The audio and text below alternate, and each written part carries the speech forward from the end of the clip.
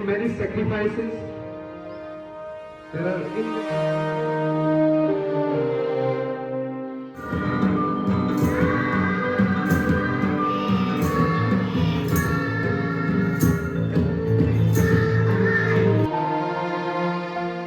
भूमिका भी वह हम ही तो है जिन्होंने 3 डग में सृष्टि नापी।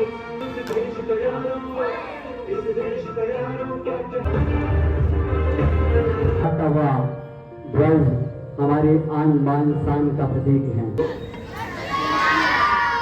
Very good. आपके दिमाग में 2 नाम आते हैं, थोड़ा सा और ऑप्शन ढूंढोगे थर्ड के लिए, तो कौन सा ऑप्शन आएगा? इंडिया। चाइना।